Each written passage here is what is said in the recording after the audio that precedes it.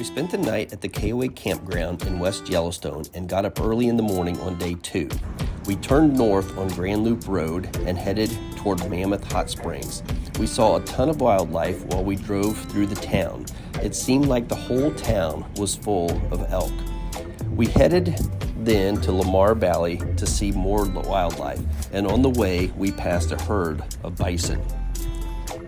After taking in the bison for quite some time, we then headed and continued east through the park, and we stopped at Pebble Creek, and then we stopped at Trout Lake, and that is where we got out and went on a hike. Along that hike, we saw some beautiful scenery, and Trout Lake was this crystal clear lake that reflected the mountains that surrounded it.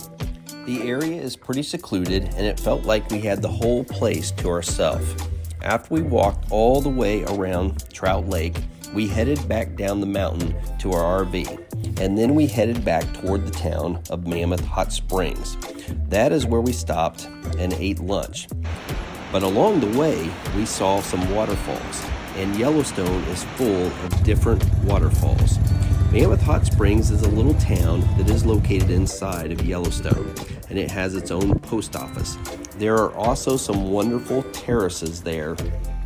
There are the upper and lower terraces, and they have these boardwalks that will walk you through the numerous geothermal features that just line this area.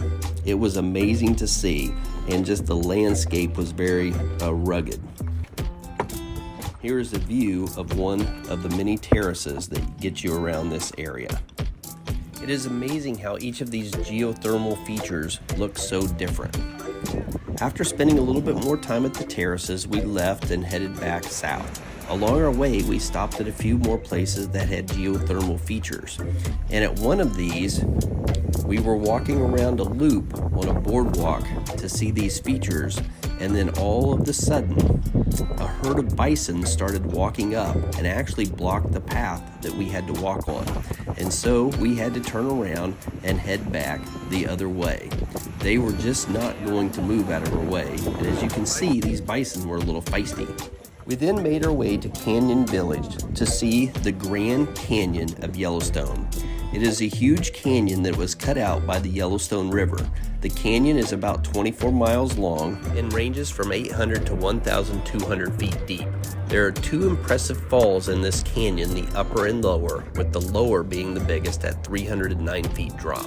We then left the park and headed back to West Yellowstone for some pizza and shopping, but not before we got caught in a traffic jam.